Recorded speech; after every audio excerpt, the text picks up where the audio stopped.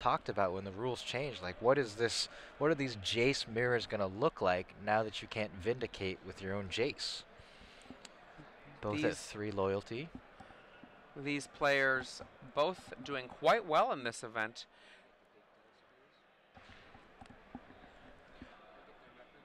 Okay, so Reid Duke with Bant, Chris Funk with blue-white Stoneblade. He's got the funk, and he's got a Supreme Verdict on the stack here. Supreme Verdict gonna take out that Knight of Reliquary.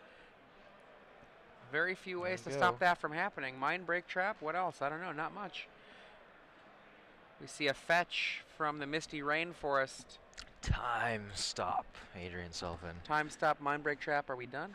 I think we're done. Wait, Venser? I mean, yeah, turns it to his hand, stops it for a turn. Here we go. That's a funky Ice Age island. Is that a fake snow-covered island? When I say, yep, that's a fake snow-covered island, what I mean is it looks like it's got snow on it, but it doesn't have the words snow-covered on it. It is a regular island from Ice Age that is not snow-covered, meaning the name and type. Okay, Ice Age Brainstorm for Reid Duke. So we got a little bit of an Ice Age thing going on here. I believe the Plains is also from Ice Age. One of the things I'm loving watching here with Reid Duke playing briskly. He's got a lot of library manipulation going on. He's got the difficult decisions of a Sylvan library to handle, but you know what he's not doing? He's not taking a ton of time. He's making his decisions in a crisp fashion. I mean, this right now, if the, at the top of the screen, if it is actually the first game still, which it could well be, they've got 30 minutes or so into this match, and they still haven't finished. They were deck checked, so they should have a time extension. Oh, that's a good point. They we were will deck checked. Get up-to-date information on that in just a moment. Meanwhile, Green Sun Zenith. So for 3, no, he brainstormed. So for 2, looks like. No, the brainstorm was end of turn, wasn't it? So Green Sun's for 3 Reliquary. There it is. Sure, yeah. Green Sun's for 3 Reliquary. It's a powerful creature. Okay, Chris is going to take a look and count the lands in Reid's graveyard for us. While Reid shuffles. Big. If it's not lethal, it's close. Did you know that Green Sun Zenith technically shuffles your library twice? Because you shuffle once after you search for the creature, and then you, as part of the spell's resolution, you shuffle it back into your library, as you do all the Zeniths. So this is actually relevant for things like Psychogenic Probe. That deals is really damage funny. Twice. You've got a little grin when you say that. Yeah, I love silly things like that that don't matter. I just picture you building a commander deck with all of that stuff in there just in case. All of them, by which you mean Psychogenic Probe and Kosi's Trickster. All of them. I mean all those kinds of rare interactions. Another Green Sun Zenith, this time for 2, gets Gaddock Teague. Ouch. Gaddock Teague shuts down a ton of possible cards from Chris Funk. Yeah, the Supreme Verdict we just saw. Yeah. So no more Verdict. Nothing that costs 4 or greater, or no X spells, non-creature spells 4 or greater. Gaddock Teague, the old Grizzly Kithkin Advisor. Advisor is a strange creature type that's really crept into Magic. I think Ulfzadad is an advisor. I remember when I played D&D, I had a elf advisor as my one of my characters. Your characters? Oh, for D&D. Oh, good old D&D player Adrian Sullivan. A long time ago. We see a bounce effect on the Gaddock Teague. Sure, that can happen. So clears the way for a spell. Here is a expensive and or X spell. I think he might want another white source if he's going for a Verdict. Yeah, well, I think that's a Plains. It's an island. There we go. Close enough. he's got enough. But Reid also catches that and says, pay another white. Draw, activate Sylvan, draw 2 more. Reid can only Necro Hut 1 more time. Costs 4 life to get an extra card from Sylvan Library. You just said Necro Hut, and all I can think of now is like Sunglasses Hut. My brain goes to strange places. So you mean drawing the extra card off of Sylvan. You can pay 4 life. Yep, Necro Hut. And we see a Stoneforge Mystic Gets Ooh. batter skull. Well, that's going to buy him a lot more sunglasses. So he still also has that Gadok Teague in his hand, which was bounced by Chris's Jace the Mind Sculptor, -1 ability. Jace the Mind Sculptor still the only Planeswalker in history with 4 abilities. You know, you could tell they really wanted that one to be good. Yeah. They did all right, and they made it a good one. Pushed it a little bit. And look, yeah, I mean, every format that Jace the Mind Sculptor has been legal in, Jace the Mind Sculptor has been just a monstrously powerful card. Banned in Standard, banned in Modern. Discussion about banning it in Legacy at one point, I believe. And the Wasteland gets rid of the Scrubland, the only black source that Chris Funk is showing. Yeah, does he have any other? Check on the black sources. There is one Underground Sea in his deck. Given the size of his graveyard, it's possible it's in his graveyard, but I cannot tell right now. And what does he need that black mana for? Lingering Souls. Oh, of course. Someone summon Tom Martell.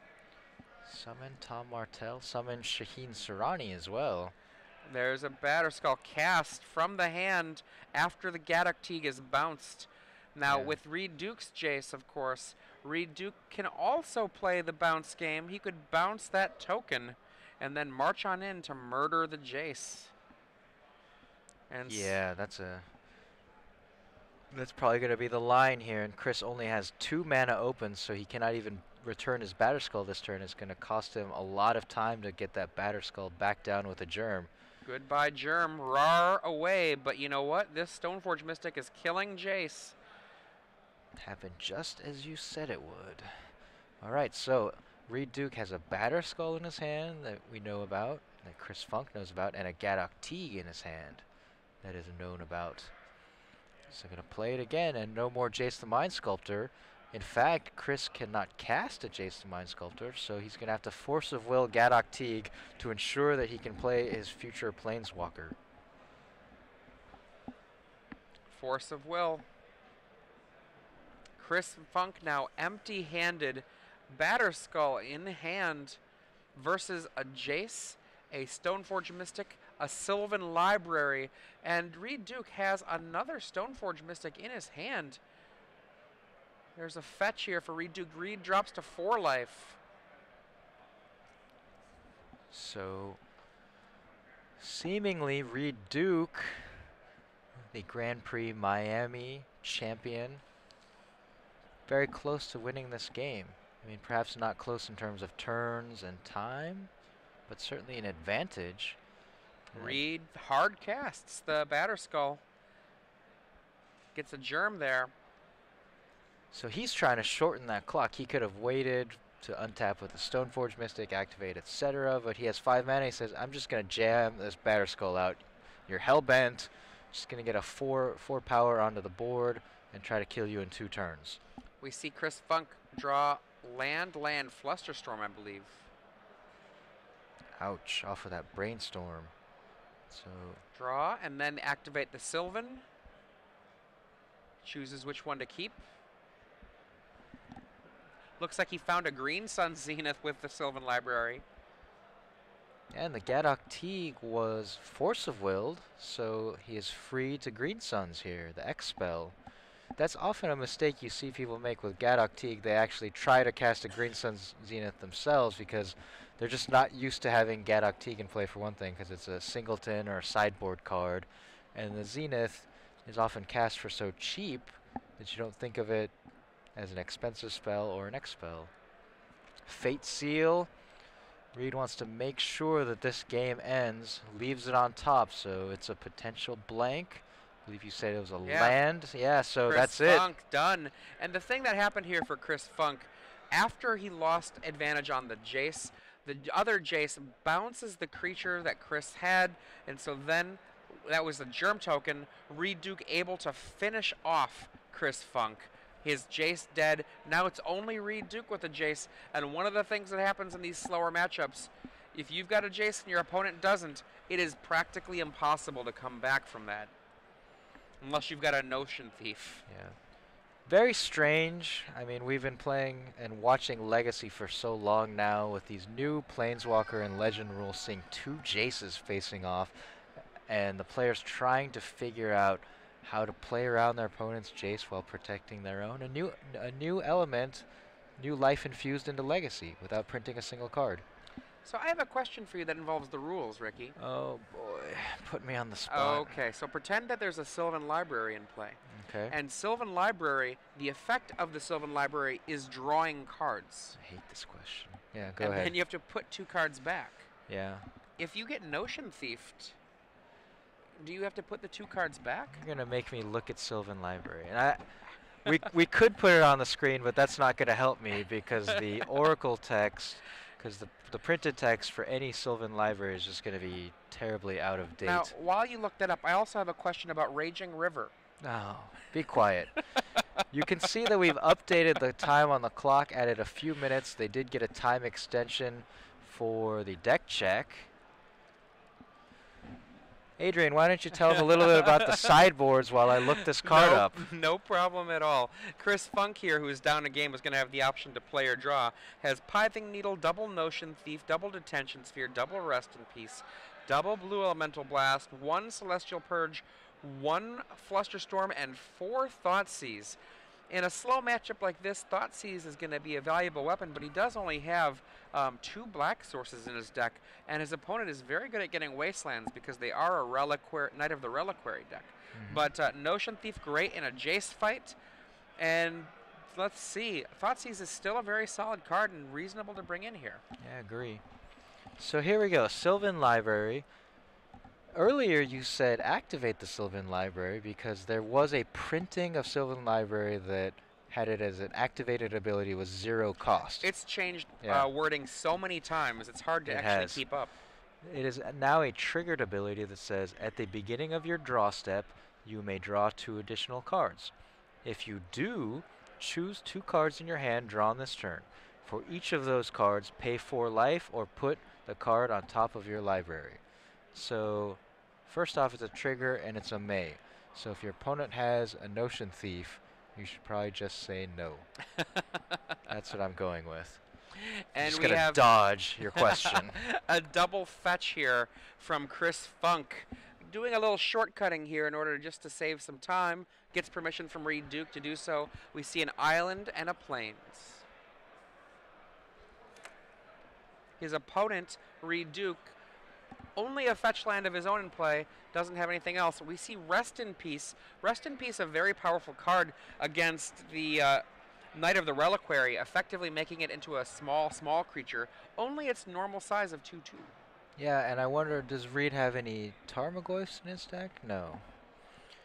But He does have a Scavenging Ooze, so that's made weaker.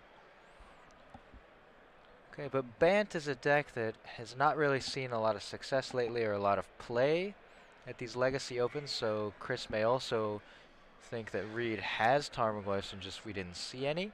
Now Chris Funk, Force of Wills aggressively that Sylvan Library. I think this is a very good call. And unfortunately for Chris Funk, his Lingering Souls is also affected by his Rest in Peace. So it's merely a 2/1, a pair of 1/1 flyers. And Knight of the Reliquary, a 2/2. Chris Funk, Force of Willing that Sylvan Library as a nod to me so I don't have to think about these things that you're asking me, Adrian Sullivan. Thank you, Chris.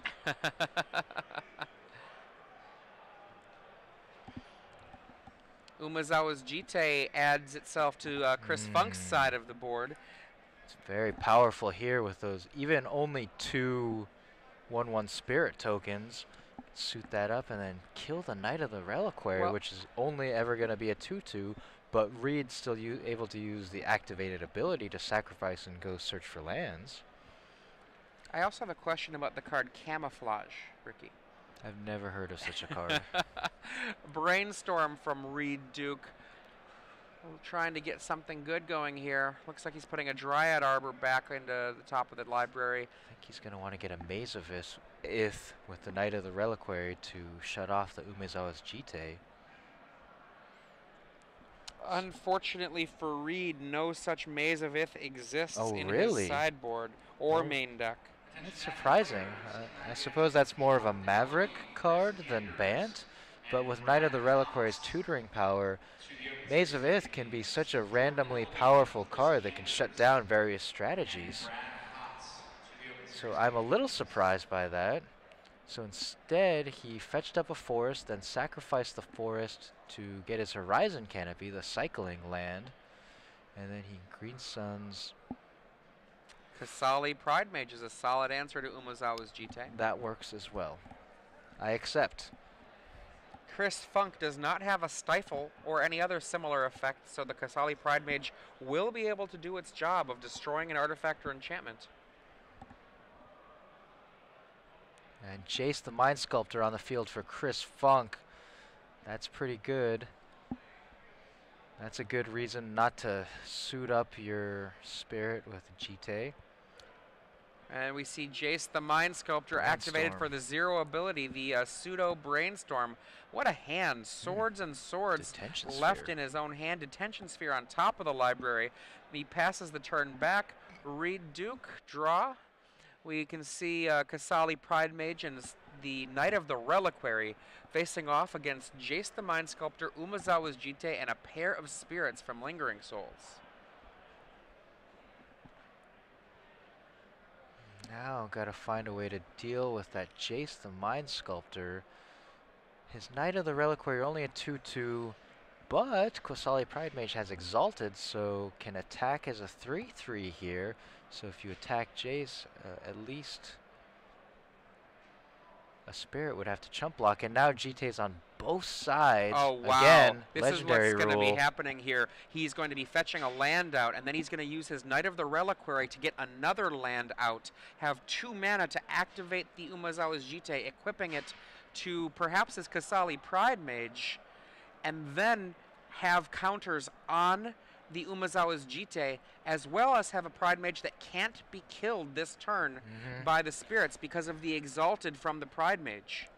There it is. Attack for 2+1 with the Exalted is 3. This is the power of Knight of the Reliquary, even when it has no power bonus from lands in the graveyard. You tap it, sacrifice a forest or plains, and then search your library for any land and put it on the battlefield. So essentially you can generate mana at the cost of sacrificing lands. You can tap the land for mana, sacrifice it, and then get another land. And now Chris Funk, he was, I feel like, in a very good spot when he had that Umezawa's Jite and the Jace as his weapons here.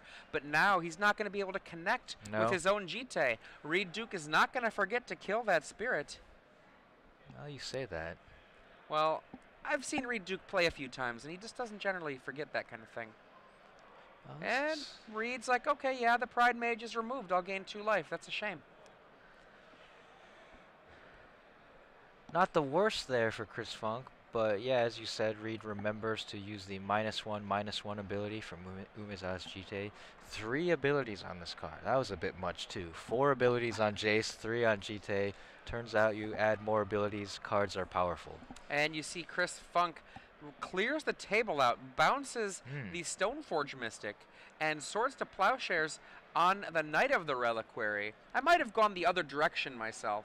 Yeah, how Bounce much? the Knight of the Reliquary and Swords the Stoneforge Mystic. I agree, because now replaying the Stoneforge Mystic, Reid is going to be able to get his Batterskull as well.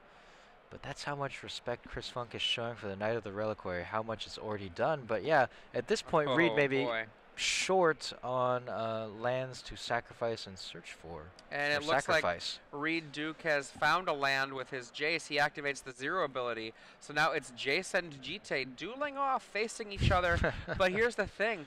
Reid Duke has more land. Reid Duke has a counter on his Jite. He takes 1 damage. There's the Stoneforge Mystic. If that had been a Knight of the Reliquary in his hand, he wouldn't have that sword that he has fetched up. That's a Sword of Fire and Ice. That's an awesome one. And even more importantly, he wouldn't have been able to cast both spells. He wouldn't have been able to cast Stoneforge Mystic, or pardon me, Knight of the Reliquary and Jace this turn. So Chris Funk here opening the door for Reid Duke to take over. Sword of Fire and Ice. Is this a sideboard equipment? This is a sideboard card. 1 in the sideboard. Wow, very surprising. all of these swords, +2/+2 protection from 2 different colors, and then 2 abilities that are related to those colors, and the name Fire and Ice, so blue and red. And Sword of Fire and Ice, when it was first printed, one of those cards that people first saw as this amazing, exciting idea for a cycle. And we've been going through that cycle ever since, getting all of the different combinations. Sword of Feast and Famine. You know, we've got Sword of Light and Shadow. You can go through all of these color combinations, and they're all exciting swords. Sword of War and Peace. Really, really cool equipment. Great cycle from Wizards. Adrian, we haven't gone through all of them yet. The current 5 swords are all of the enemy color swords. Someday we may get the ally color swords.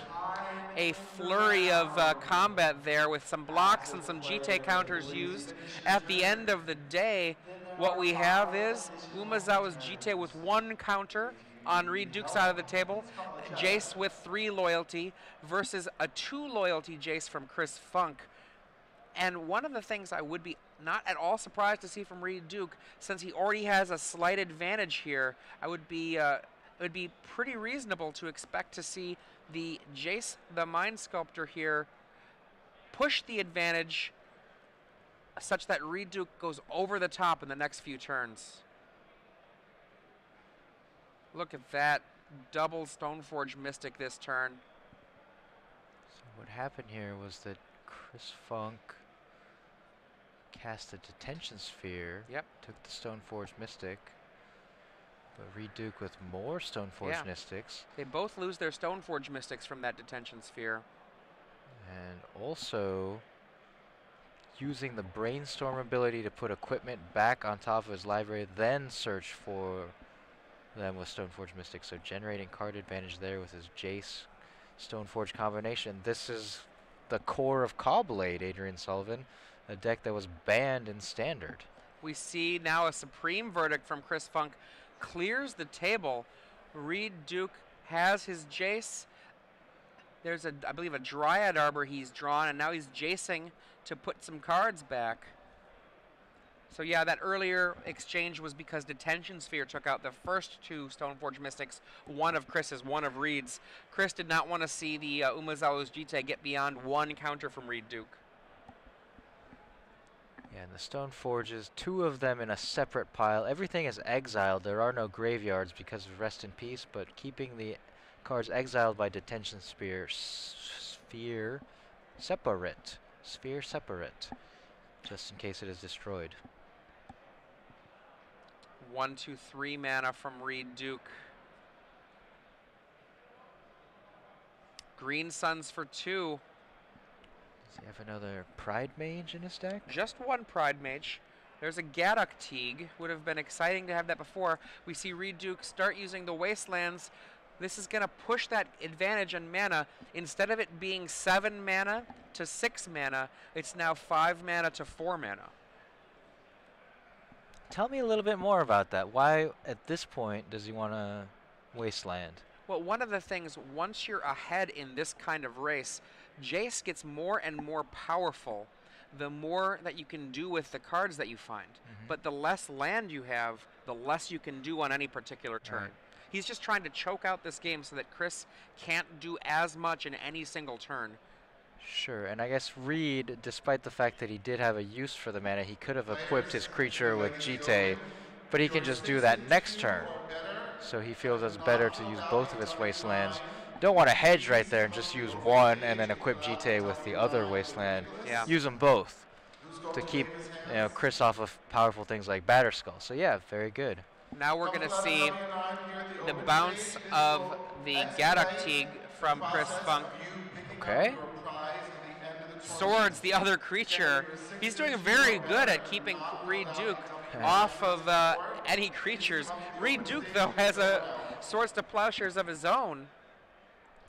And Chris Funk does not have a land there. And we see a Brainstorm again from Reid Duke. So I just want to mention, Adrian, everyone on Twitter is now going wild about Sylvan Library Notion Thief interactions. I'm getting a lot of it at me, and some of it is on the hashtag SCGINVI, INVI.